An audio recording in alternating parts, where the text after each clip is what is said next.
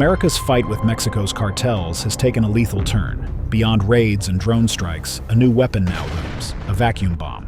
Its thermobaric blast crushes everything in its path, ripping apart hidden drug labs buried deep in the earth or sealed behind concrete walls. What happens when the U.S. unleashes such power, and how unstoppable is it?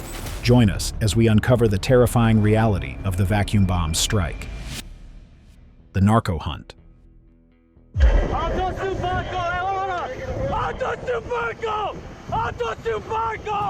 For years, the United States has waged a shadow war along its southern border, sending elite units into Mexico under strict secrecy. Mexico to allow American troops to address the cartels sent across the border. These soldiers worked hand in hand with select Mexican counterparts, tracking cartel leaders, collecting intelligence, and striking with ruthless precision. Raids were swift, often deadly, and rarely acknowledged. Sometimes, even Mexico's own officials were left unaware that American forces had operated on their soil.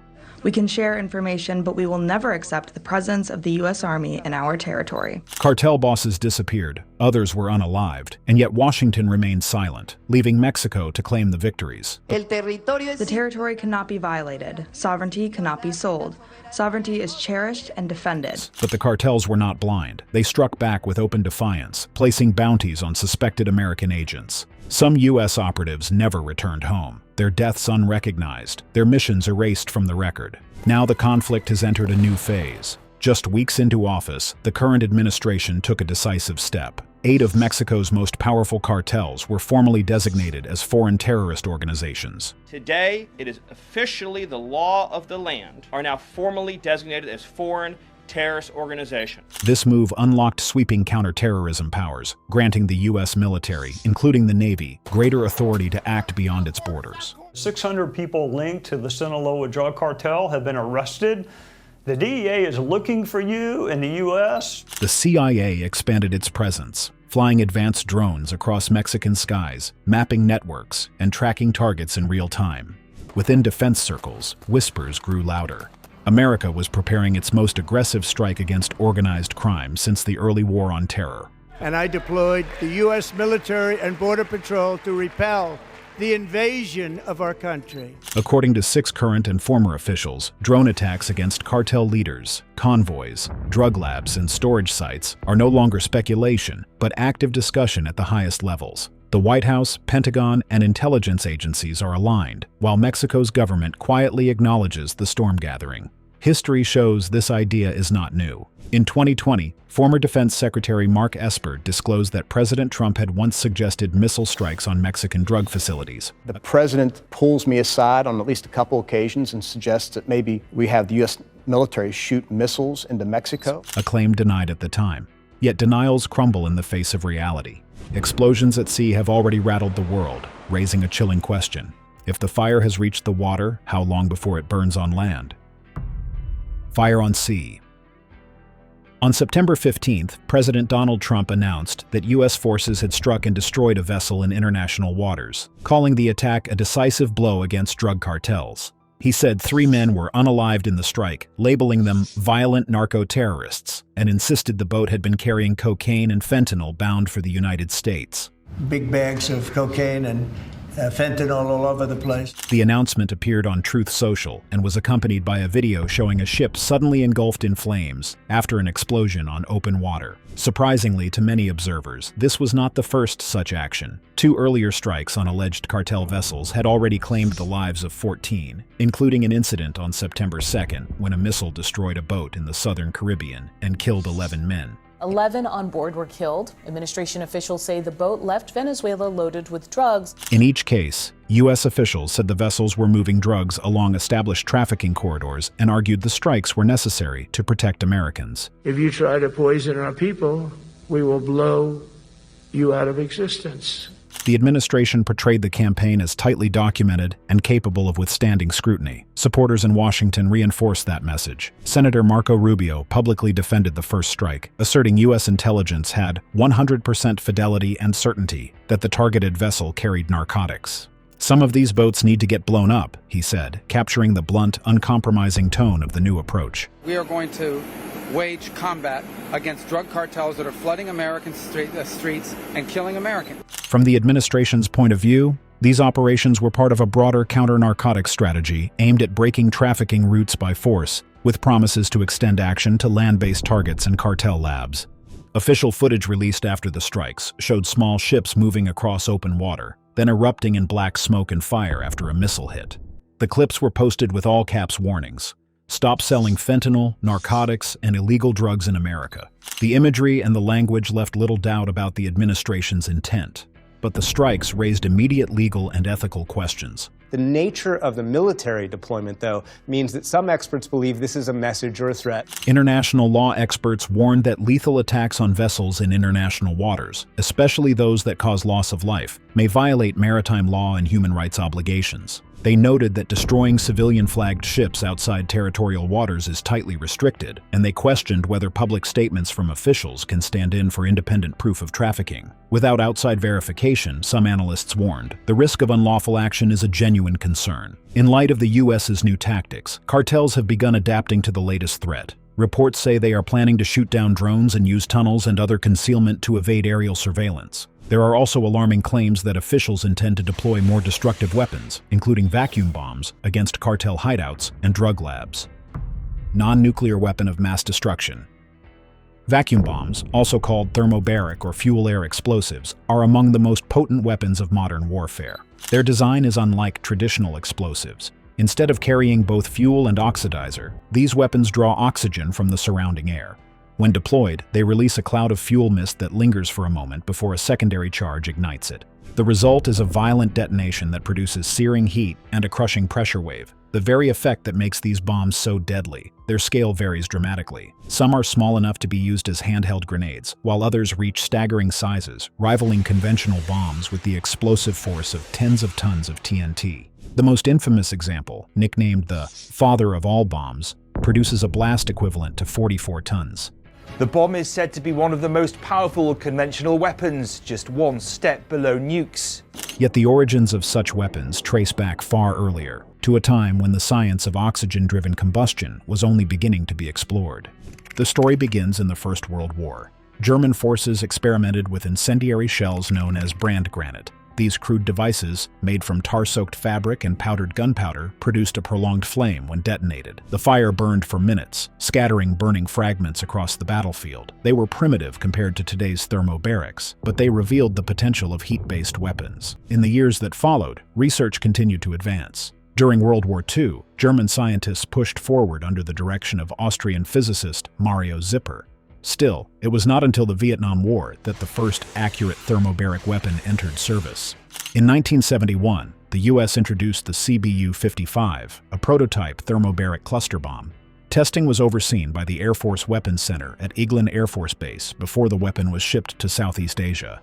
Trials focused on attack aircraft capable of flying low and slow, such as the A-37 Dragonfly and the A-1 Skyraider. At Bien Hoa Air Base, A-37 pilots of the 604th Special Operations Squadron conducted the first test missions. Later that year, further experiments were staged at Nakhon Phanom in Thailand, this time involving the 1st Special Operations Squadron flying A-1 aircraft. On November 6th, and again on December 2nd, 5th, and 8th, pairs of A-1s carried out sorties, each plane loaded with 4 CBU-55 canisters. Captain Randy Jane, the test project officer, flew lead and worked closely with analysts to record results. The tests revealed troubling flaws on the radar antenna and blew it up. And so these Wild Weasels, which was their call sign. The weapon released 3 propane canisters that drifted slowly beneath parachutes before igniting. Wind often carried them off course, raising doubts about accuracy. To reduce drift, crews had to release them at lower altitudes, but this increased the risk to pilots flying into enemy fire. The bomb's design added further complications. Its flat rear caused heavy drag, limiting how much other ordnance an aircraft could carry, and disrupting established attack tactics. Between February and March 1972, experiments expanded. Navy Light Attack Squadron 4, operating from Cam Ranh Bay, flew OV-10 Broncos north of the Mong River. These sorties used a mortar-launched variant of the thermobaric principle, and pathology teams later studied enemy casualties to understand its effects. Despite persistent effort, the Air Force remained cautious. By 1975, the CBU-55 had not been widely adopted. A stockpile existed, but doubts lingered about its reliability. Then, as the fall of South Vietnam loomed, desperation forced a final test. In one extraordinary mission, a C-130 transport released a CBU-55 from 20,000 feet. Bomb is only about 70 miles from Da Nang Air Base. The blast tore through 4 acres of ground. An estimated 250 enemy soldiers suffocated almost instantly, their oxygen consumed in a firestorm. It was the first and only combat use of the CBU-55 in the war. Just weeks later, on April 30th, South Vietnam surrendered, ending the conflict. The city's surrender said the capital of South Vietnam henceforth will be known as Ho Chi Minh City. After the Vietnam War, the U.S. refined its designs. New models such as the CBU-72 were introduced and later saw combat during Operation Desert Storm. Other nations, however, raised alarms. In 1980, Mexico, Switzerland, and Sweden proposed a ban on thermobaric weapons at the United Nations. The resolution failed, blocked by powerful opposition. Attempts resurfaced in the following decades. By 2010, international researchers pushed to classify thermobarics as enhanced blast weapons. But again, no consensus was reached. The debates underscored how divided the world remained regarding the regulation of these weapons. Events in Afghanistan revived their relevance. As U.S. forces searched for Osama bin Laden, they faced enemies hidden deep in cave networks. Conventional munitions failed against these fortified hideouts. When the CIA focused heavily on bin Laden's use of couriers to communicate. In response, the BLU-118B thermobaric bomb was developed. Unlike earlier models, it was specifically engineered to penetrate caves and bunkers before unleashing its devastating firestorm. By 2002, the weapon was ready. On March 2nd, an F-15E Strike Eagle, belonging to the 335th Fighter Squadron, prepared for a mission over Afghanistan. Beneath its wings hung the first operational BLU-118B. Guided by a laser designator, the bomb descended toward a tunnel complex. Its fins adjusted mid-air to stay on target, but the strike went wrong. The weapon detonated prematurely, exploding above ground rather than within the caves. The Pentagon confirmed the failure, but withheld full details, leaving many questions unanswered. Let me just say about the identity of the 2 that were taken, they were the ones of interest. Even with setbacks, the BLU-118B marked a turning point. Its destructive power was undeniable, and its intended role clear: to annihilate enemies hidden in terrain once thought unreachable. Yet its very existence deepened moral debates. Critics questioned whether such weapons crossed the line between military necessity and inhumane destruction. Today, international law does not forbid thermobaric weapons outright. They remain legal against enemy forces, but are restricted against civilians. Efforts to regulate them have repeatedly stalled, leaving a gray zone where ethics and strategy collide. And now, as the United States shifts its sights toward the cartels, vacuum bombs are no longer weapons of faraway wars. Their power is poised to erupt much closer to home. Before these bombs are unleashed in full, Washington has already launched aggressive strikes at sea, tearing into cartel networks with sudden and deadly force. The narco hunt. In January 2012, 14 nations came together for a single purpose. The United States, the United Kingdom, France, Spain, Guatemala, Honduras, and others joined forces with Colombia to launch an operation that would change the war on drugs. Its name was Martillo, Spanish for hammer. To the 4th Fleet Area of Responsibility for a scheduled 6-month deployment to conduct Operation Martillo. The mission was clear: choke off the maritime lifelines of the cartels before their shipments could reach American shores. The scale of the plan was immense. Warships patrolled open seas. Surveillance aircraft scanned vast routes. Specialized teams were deployed to strike quickly. Deadly U.S. military strike on an alleged drug cartel boat with ties to Venezuela. A blockade was set across the arteries connecting South America's cocaine producers to North America's markets. The results came fast. Within the first year, Operation Martillo intercepted 101 vessels loaded with drugs. 339 smugglers were captured. 119 tons of cocaine were taken off the water. Cocaine worth over $2.3 billion on U.S. streets. Authorities are now urging vigilance, saying they also arrested 3 Bahamians accused of counter-surveillance here on land. In addition, authorities seized $21 million in cartel cash and $16 million worth of trafficking equipment. It was a powerful strike, one that delivered a clear message. The seas were no longer safe for the cartels. Yet Martillo was only the beginning. The war was far from over. Soon, another campaign expanded the fight. Operation Orion brought together 62 nations, from island states to global military powers. The scale was unprecedented. Operation Orion. It has successfully created history with the biggest ever drug bust. Together, these countries seized over 225 tons of cocaine and more than 1,000 tons of marijuana. The street value exceeded $8.3 billion. Such numbers were staggering, but the deeper story was how this success was achieved. Cartels did not move drugs with fishing skiffs and guesswork. They operated with advanced technology, hidden labs, secret tunnels, fast boats, and submarines. To defeat them, governments needed equal measures of technology and cooperation. For decades, one weapon of choice defined the smugglers' fleets: the go-fast boat. Built for speed and endurance, a go-fast is usually between 20 and 50 feet in length. Its deep V-hull, crafted from fiberglass, Kevlar, or carbon fiber, slices through the ocean with precision. Powered by multiple engines, often producing more than 1,000 combined horsepower, these boats can reach 80 knots in calm seas. Even in heavy weather, they maintain speeds above 50. Their design offers little comfort. Most carry 3 or 4 crew members in cramped spaces. Every inch of hull is dedicated to cargo, drugs, fuel, or both. Small forward cabins hide contraband. Function matters, not comfort. Law enforcement categorizes them in 3 ways. The first is the customized go-fast, modified with fiberglass coverings to hide drugs and fuel tanks. The second is the classic cigarette or cigar boat, a long and narrow design born from offshore racing and repurposed for smuggling. Once, these boats ran straight to the U.S. coastline. When patrols tightened, traffickers shifted, delivering their loads to Mexico for overland transport north. Showing the Coast Guard moving in on a suspected narco boat in the eastern Pacific. The third type is the go-slow. Disguised as fishing vessels, they travel in groups, sometimes towed by a larger mothership.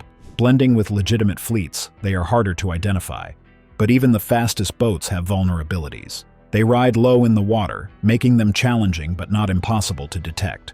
Specialized patrols adapted. Rigid-hulled inflatable boats gave chase at close range. Helicopters circled overhead. Snipers targeted outboard engines with precision rifles, cutting power in seconds.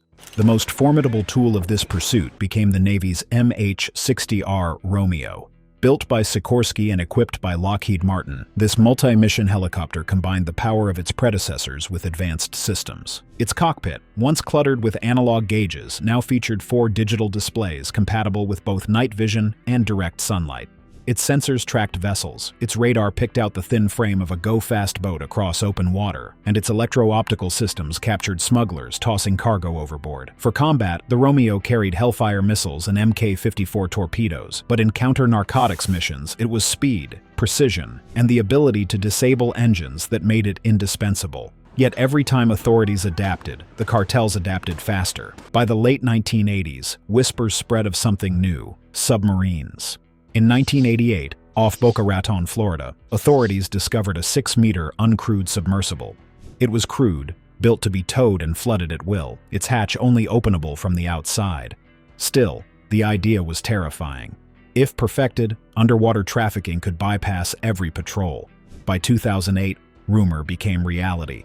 The U.S. Coast Guard intercepted its first semi-submersible, nicknamed Bigfoot. These U.S. Coast Guard crews, guns drawn, seizing a small drug smuggling vessel. That same year, 2 others appeared. Soon, intelligence estimated that as many as 40 such vessels left South America in a single year.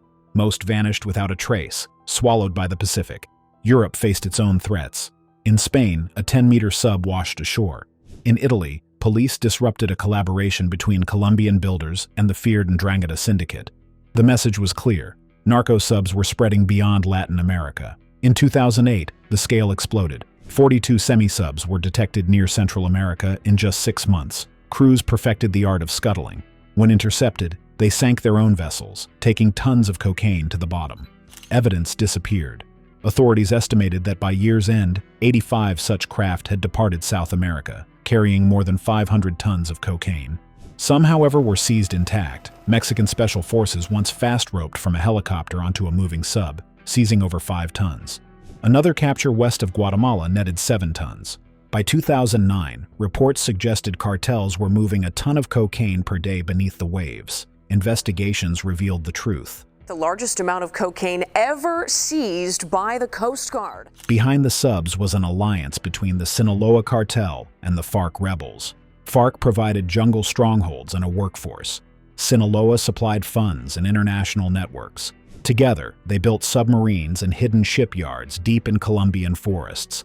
Materials arrived in pieces: fiberglass sheets, diesel engines, and welding tools, smuggled under the canopies of green. Camps housed teams of workers who labored for months at a time. A single vessel can cost millions and take a year to build. Some were used once and sunk. Others were reinforced with zinc bars to survive multiple voyages. The design advanced quickly. Early models leaked, ran slow, and risked sinking. Modern versions were sleek, capable of carrying up to 10 tons and traveling thousands of kilometers. Painted ocean blue, they were nearly invisible from above. Exhaust cooled beneath the hull, leaving no infrared signature. By the mid-2010s, the seizures grew larger. In 2015, the U.S. Coast Guard captured a sub carrying 7.7 tons of cocaine. In 2016, another carried 6 tons, worth $200 million. Drug operation off our Pacific coast months long. Let's go ahead and show you. The feat proved what had long been feared. Narco subs could reach Europe. Then came something even more dangerous. In 2010, Ecuador discovered a 31-meter fully submersible submarine, complete with a conning tower, periscope, air conditioning, and the capacity for 10 tons of cargo. It was not a smuggler's toy. It was an actual submarine. By 2011, another surfaced in Colombia, 35 meters long, and able to dive 9 meters below water. Later, in 2022, Spanish authorities seized unmanned underwater drones capable of carrying 200 kilograms each. Built by French cartels, they showed how far the technology had spread. The progression was undeniable. What began as crude experiments had become military-grade machines. To counter this evolution, nations escalated their defenses. The U.S. Navy deployed radar satellites capable of detecting the faintest ripples on the water. Dutch forces contributed underwater drones to scan hulls. Colombian troops scoured jungles for hidden shipyards. Even landlocked nations tracked money flows and intercepted communications. At the center of the campaign stands GATF South, the Joint Interagency Task Force headquartered in Florida. Inside this high-security command post, the FBI, CIA, Navy, Coast Guard, and international partners converge under one roof. Together they track every suspected shipment from departure to destination, fusing intelligence with predictive analytics to chart the routes traffickers are most likely to take. With that knowledge, ships and aircraft are positioned before smugglers even reach open water. When the moment comes to act, specialized teams take the lead. The Coast Guard plays a critical role in really pushing our borders as far offshore as possible. Coast Guard law enforcement detachments, known as LEDETs, ride aboard Navy vessels, providing the legal authority sailors alone do not have. Their presence ensures that every interdiction is not only swift, but also binding under law. To deal with speedboats, the Coast Guard formed HITRON, the Helicopter Interdiction Tactical Squadron. Flying MH-65D Dolphins, these crews race ahead of targets, issuing commands over loudspeakers. If smugglers refuse to stop, trained snipers fire 50-caliber rounds into the engines, bringing the chase to an end without loss of life. The Navy's advanced ships extend this reach even farther.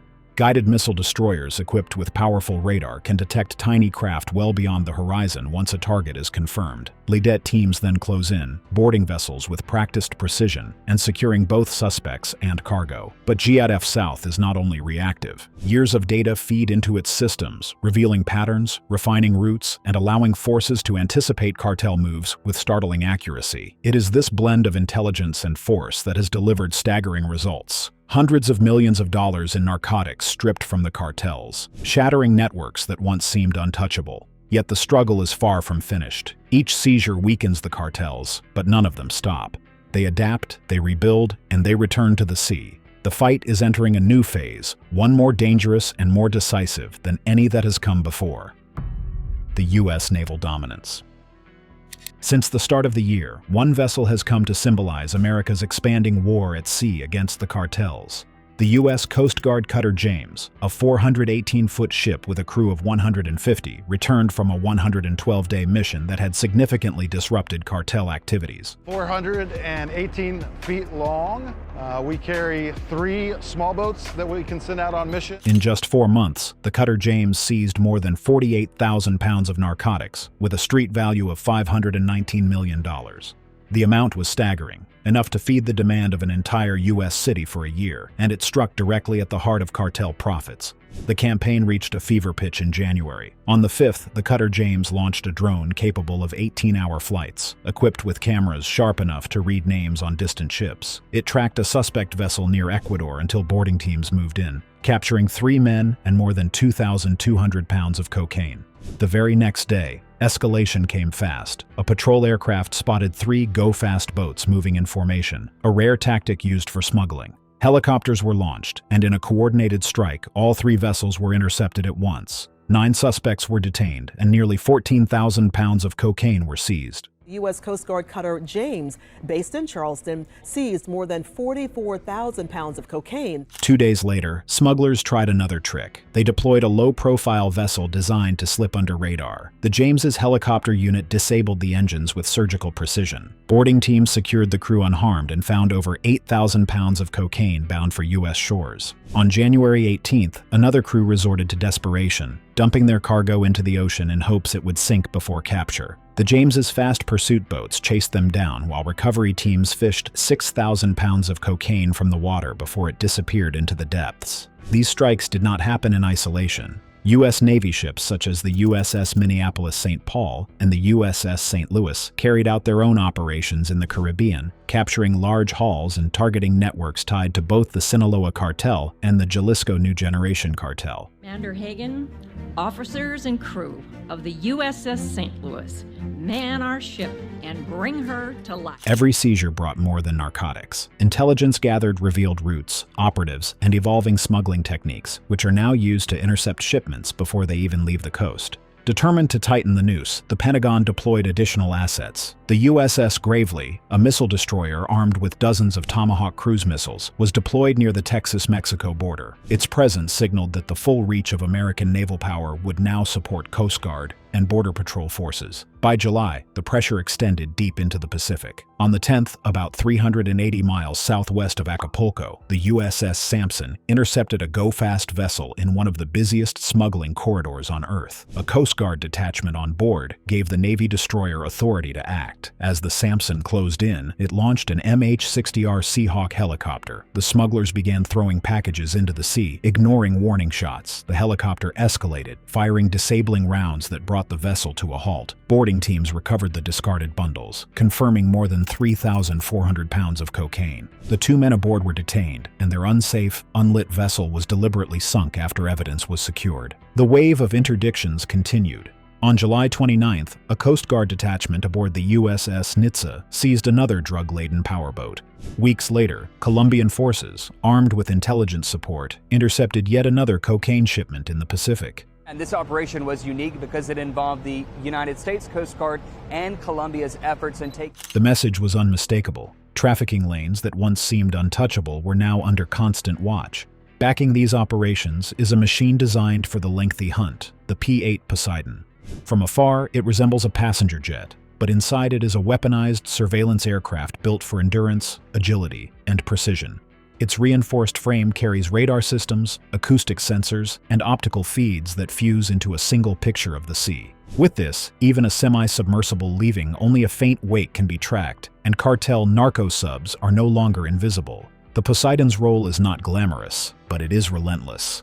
It can remain airborne for hours, dropping fields of acoustic buoys, sweeping vast waters, and guiding cutters or destroyers directly onto targets. In the campaign against the cartels, it has become indispensable, the hunter that never sleeps. Yet the arsenal extends beyond patrol planes and cutters. Looming in the background is one of the most feared aircraft ever built, the B-2 Spirit stealth bomber. Invisible to radar, capable of striking anywhere with devastating precision, it represents a level of force the cartels cannot hope to counter. Jungle hideouts, mountain labs, and coastal safehouses, none could withstand it. The cartels might adapt to drones, boats, or patrol aircraft, but against stealth bombers, adaptation is meaningless.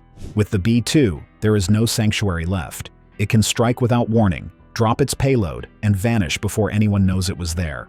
By the time cartel forces react, their defenses and infrastructure would already be gone. Thanks for watching. Now check out the videos popping up on screen for more unbelievable stories.